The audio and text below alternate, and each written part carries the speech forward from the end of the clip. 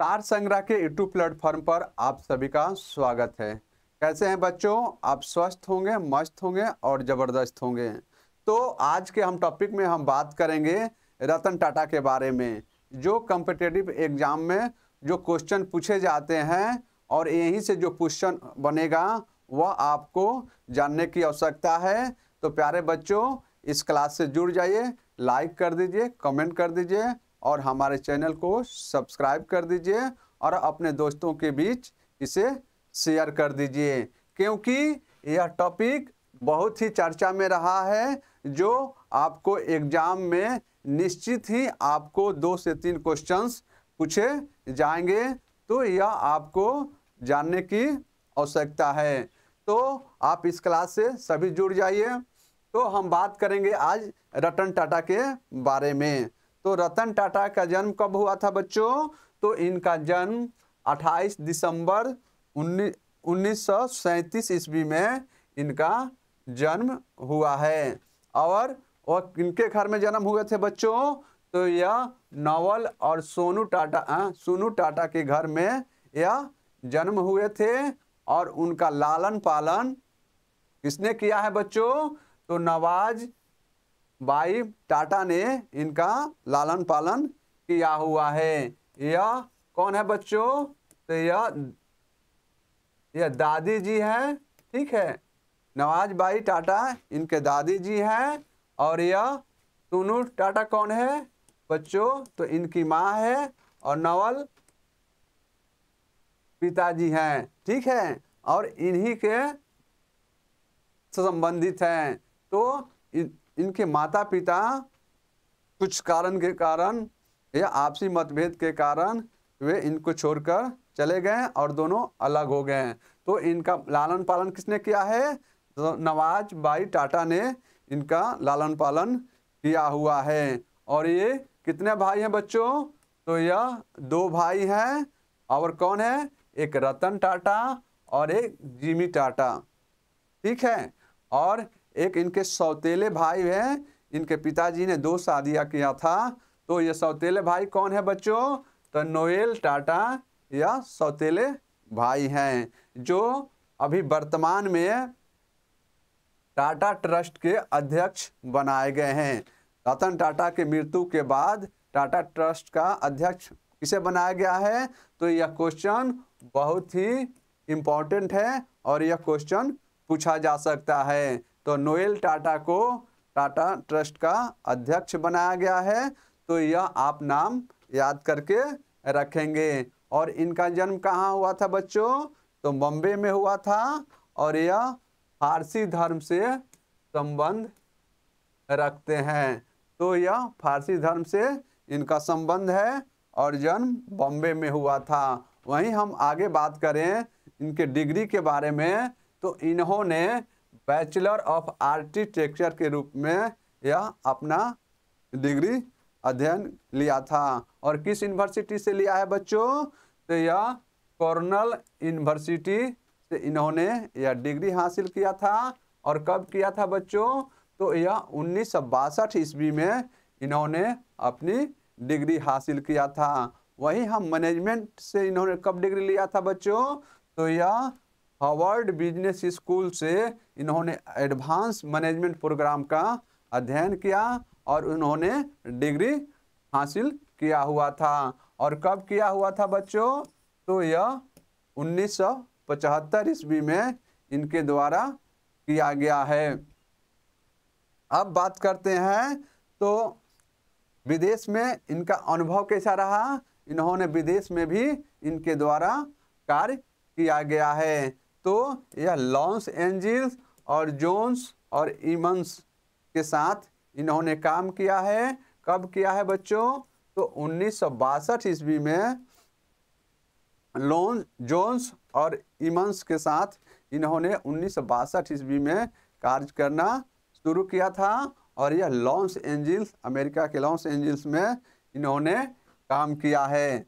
अब बात करते हैं इनके क्रमबद्ध कार्यों के बारे में, क्योंकि इससे भी क्वेश्चन पूछे जा सकते हैं जो आपके एग्जाम की दृष्टि से महत्वपूर्ण है। तो 1962 ईस्वी में इन्होंने असिस्टेंट टाटा इंडस्ट्री ज्वाइन किया था। असिस्टेंट टाटा इंडस्ट्री ज्वाइन किया था, जो बहुत ही महत्वपूर्ण है। 1963 ईस्वी में आयरन और स्टील कंपनी ज्वाइनिंग किया था। कब किया था बच्चों?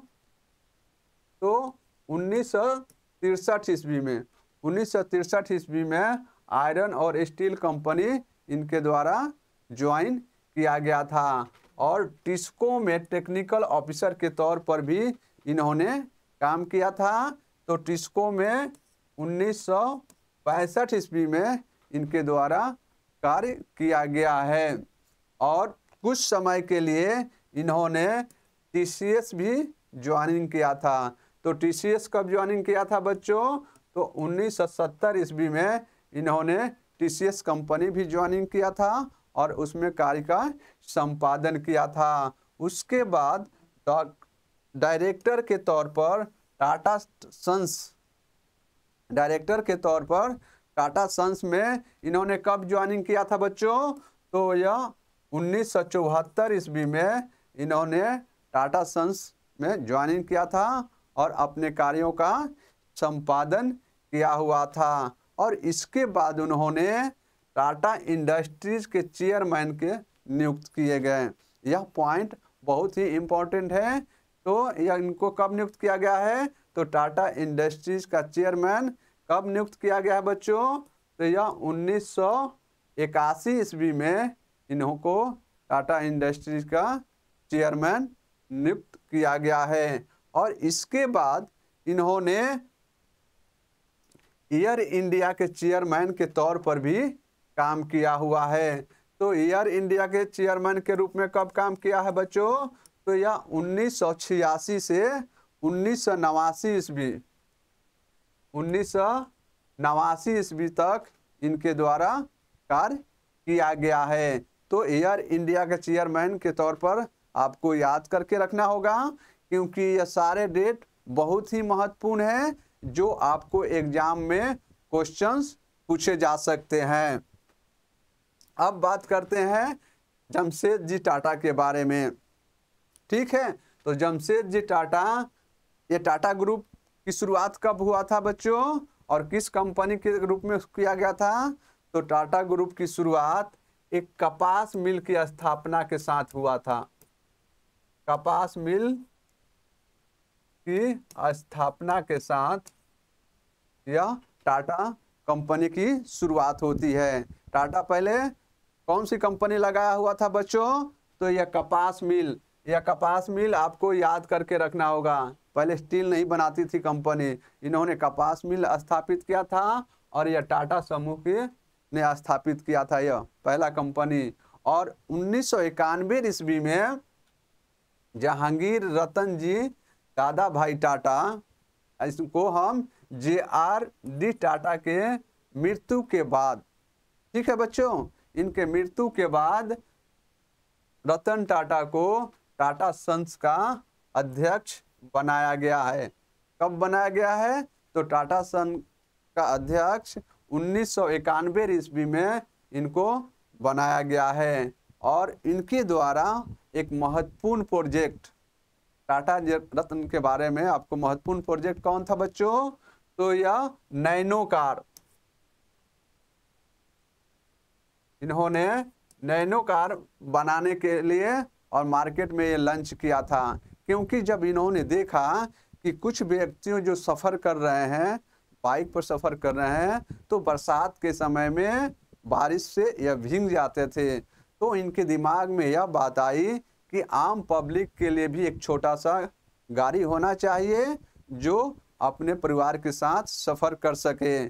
तो इसकी विचार आई और इन्होंने नैनो कार की कंपनी कब स्थापित किया था बच्चों? तो यह 2008 ईस्वी में नैनो कार की कंपनी को स्थापित किया था और नैनो कार को लॉन्च किया था। और यह अवधारणा, क्योंकि यह कार इतनी सस्ती थी तो लोगों को ट्रस्ट नहीं हो पाया नैनो कार के बारे में, जिसके कारण यह नैनो कार असफल हुआ और रतन टाटा को काफ़ी पैसों की नुकसान भी हुआ। उसके बावजूद एक परोपकारी और एक उद्योगपति भी रतन टाटा थे। अब बात करते हैं तो टाटा सन के अध्यक्ष के पद से इन्होंने कब इस्तीफा दिया है बच्चों? तो टाटा सन्स के अध्यक्ष से इन्होंने 28 दिसंबर 2012 ईस्वी को, रतन टाटा ने टाटा सन्स के अध्यक्ष के पद से कब इस्तीफा दिया? तो 28 दिसंबर 2012 ईस्वी को इन्होंने इस्तीफा दिया और उसके बाद अपने उत्तराधिकारी के रूप में साइरस मिस्त्री, ठीक है बच्चों, साइरस मिस्त्री को अपना उत्तराधिकारी नियुक्त किया। ठीक है, यह साइरस मिस्त्री को 2012 ईस्वी में इनको टाटा सन्स का अपना उत्तराधिकारी नियुक्त किया, परंतु यह आपसी मतभेद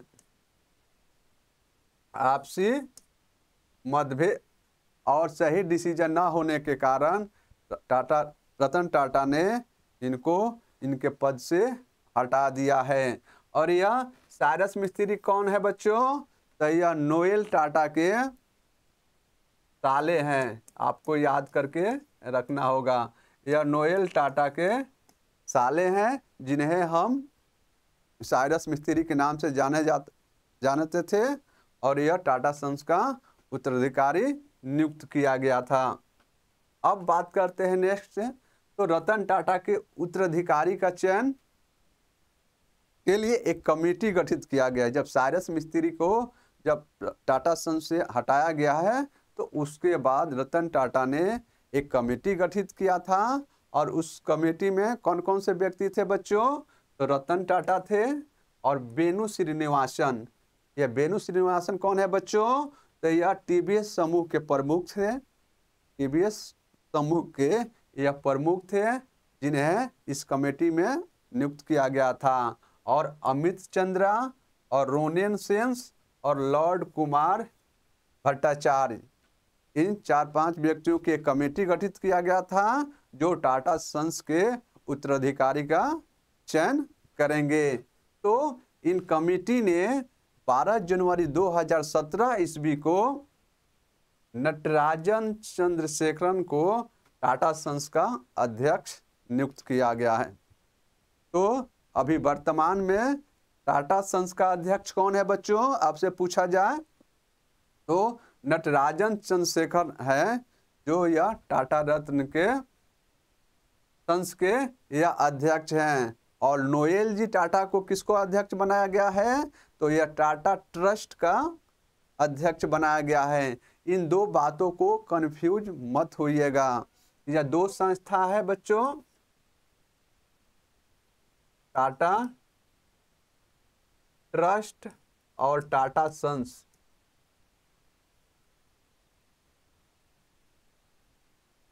यह दो संस्था है, ये टाटा कंपनी की। टाटा ट्रस्ट अलग है और टाटा सन्स अलग है। तो इसका अध्यक्ष किसको बनाया गया है बच्चों? अभी हाल ही में तो इसका अध्यक्ष नोएल टाटा को, नोएल टाटा को टाटा ट्रस्ट का अध्यक्ष बनाया गया है। और हम टाटा सन्स के बात करें तो इसका अध्यक्ष कौन है बच्चों? तो नटराजन चंद्रशेखरन, नटराजन चंद्रशेखरन है।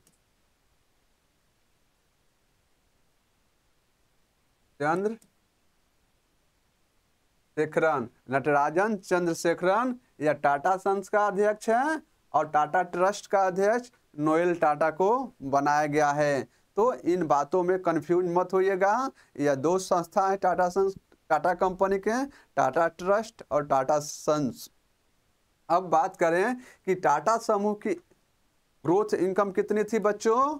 तो 1991 ईस्वी में, 1991 ईस्वी में यह 10,000 करोड़ रुपए की कुल कंपनी थी, जो बढ़कर 11-12 में कितनी हो गई? तो यह 100.09 बिलियन की कंपनी बन गई है।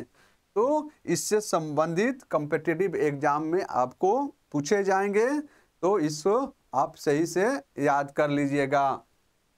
वहीं हम बात करें कि टाटा कंपनी किन किन कंपनियों का अधिग्रहण किया हुआ है, तो कौन सी कंपनी है अधिग्रहण करने वाले टाटा की, तो यह टेटली कंपनी है। टेटली कंपनी है जिन्होंने, टाटा कंपनी ने इसका अधिग्रहण किया हुआ है। टाटा कंपनी ने यह 3 कंपनियों का अधिग्रहण किया हुआ है। टेटली कंपनी, कोरस कंपनी और जगुआर और लैंड रोवर का टाटा ने अधिग्रहण किया हुआ था। तो हम बात करते हैं टेटली कंपनी के बारे में। तो यह टाटा कंपनी के द्वारा अधिग्रहित किया गया था और कितने में किया गया था बच्चों, तो यह 450 मिलियन अमेरिकी डॉलर में अधिग्रहण किया गया था। और यह कंपनी क्या बनाती थी बच्चों, तो यह कंपनी चाय बनाती है। और इसको कब अधिग्रहण किया गया था बच्चों, तो यह 2000 ईस्वी में इसका अधिग्रहण किया गया था टाटा कंपनी के द्वारा। तो यह टेटली कंपनी के बारे में मैं आपको बता दिया है। अब बात करते हैं कोरस कंपनी के बारे में। कोरस कंपनी के बारे में, तो यह टाटा स्टील के द्वारा अधिग्रहण किया है। यह टाटा टी के द्वारा अधिग्रहण किया गया था और यह कोरस कंपनी टाटा स्टील के द्वारा अधिग्रहण किया गया है। और कितने में बच्चों, तो यह 6.2 बिलियन पाउंड में इसका अधिग्रहण किया गया था। और कब किया गया है बच्चों, तो यह 2007 ईस्वी में इसका अधिग्रहण किया गया था।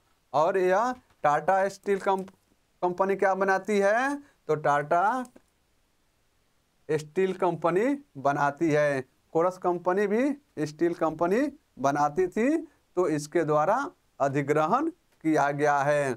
अब बात करते हैं नेक्स्ट कंपनी के बारे में।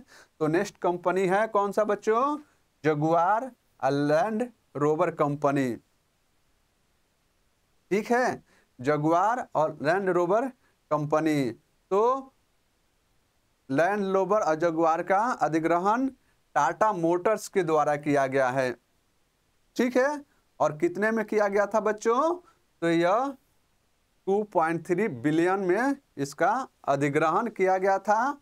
और यह कब किया गया था बच्चों, तो यह 2008 ईस्वी में इसके द्वारा अधिग्रहण किया गया था। और जगुआर और लैंड रोवर कंपनी कैसी है कंपनी, तो यह कंपनी कार बनाती है। ठीक है, और यह किस कंपनी के द्वारा अधिग्रहित किया गया है, तो यह टाटा मोटर्स के द्वारा अधिग्रहित किया गया था। तो यह आपको तीनों कंपनियों के बारे में, कौन सी कंपनी अधिग्रहित की है और किस कंपनी को अधिग्रहण किया हुआ है। तो जगुआर और लैंड रोवर को टाटा मोटर्स ने किया है, कोरस कंपनी को टाटा स्टील ने किया हुआ है और टेटली कंपनी को टाटा टी ने किया हुआ है। यह तीनों कंपनी, यह 3 कंपनी के द्वारा अधिग्रहित किया गया है। तो यह टाटा के प्रमुख अधिग्रहण किया हुआ कंपनी के बारे में आपको बता दिया है।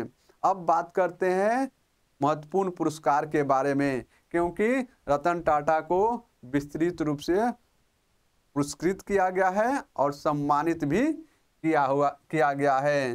तो हम बात करते हैं पुरस्कार और सम्मान, और यहाँ से आपको 2 से 3 क्वेश्चंस आपको एग्जाम में पूछे ही जाएंगे, जो आपको सही से याद करके रखना होगा।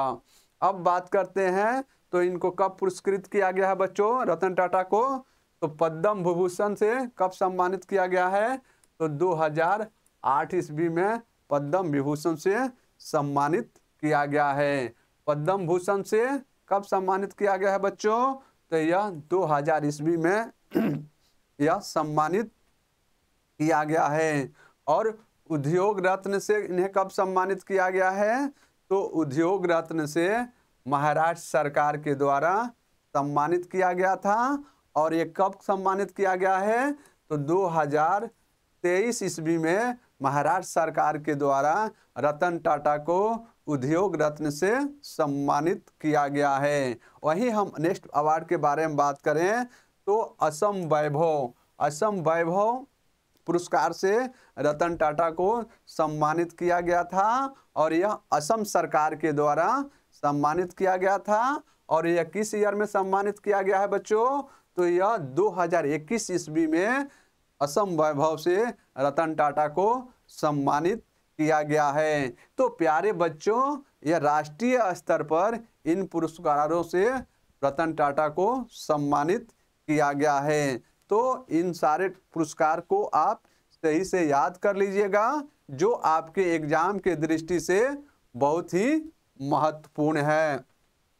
अब बात करते हैं विदेशी पुरस्कार। अंतर्राष्ट्रीय स्तर पर रतन टाटा को किन किन पुरस्कारों से सम्मानित किया गया है? तो प्यारे बच्चों, अंतर्राष्ट्रीय पुरस्कार में कौन सा पुरस्कार से सम्मानित किया गया है बच्चों? तो यह मानद knight grand cross of the order of the British Empire. ठीक है, इस पुरस्कार से यूनाइटेड किंगडम ने पुरस्कृत किया था। किसे पुरस्कृत किया था बच्चों? यह रतन टाटा को। और किस सन में पुरस्कृत किया था बच्चों? तो यह 2009 ईस्वी में इनसे पुरस्कृत किया था। तो यह आपको याद करके रखना है। अब नेक्स्ट अवार्ड के बारे में हम बात करें तो नेक्स्ट अवार्ड है commander of the legion of the honour.